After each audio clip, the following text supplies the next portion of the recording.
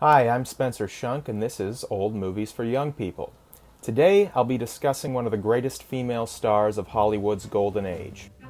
Her name is Gene Tierney.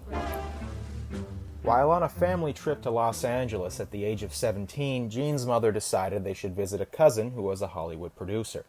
He gave them a tour of Warner Brothers Studios, where Gene was spotted by the director Anatole Litvak. To be an actress had always been a dream of Tierney's, but not one her aristocratic family approved of. Her father relented on the condition that she attend stage acting school, which he considered seemlier than acting in films. And that's exactly what Gene Tierney did. Tierney's father set up a corporation specifically to fund and promote her acting career. She was the toast of Broadway before the age of 20.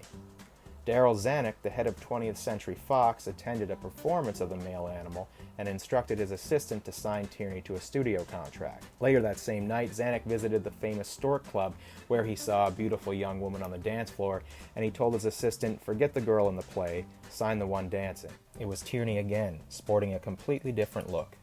She got the contract. Over the next 2 years, she played in several successful films, working with known names like Randolph Scott, John Ford, and Paul Mooney. In 1941, Tierney had fallen in love with Italian fashion designer Oleg Cassini, and by 1943, Tierney was pregnant with their first daughter, Daria. And that June, she volunteered at the Hollywood Canteen, serving the troops who were heading overseas. Unbeknownst to Tierney, she contracted rubella at the event, also known as German measles, and as a result, Daria was born prematurely with congenital damage. Daria was deaf, partially blind with cataracts, and mentally disabled. She was institutionalized for much of her life. Years later, a female fan approached Tierney and told her that they'd met before at the Hollywood Canteen during the war.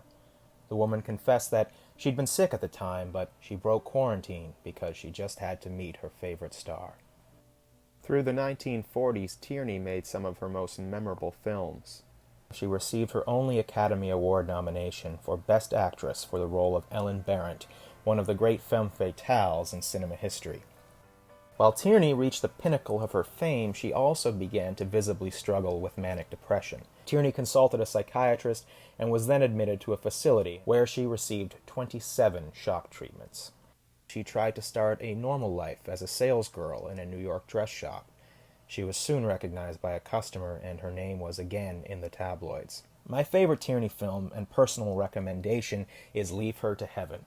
Gene plays a socialite who falls in love with an author, but it turns out the young author has a little brother with polio whom he has to take care of. Tierney's character becomes very jealous of the attention the little boy receives and conspires to get rid of him. I say, check it out. That was Old Movies for Young People, and I hope I've given you at least one reason to review the legacy of Gene Tierney.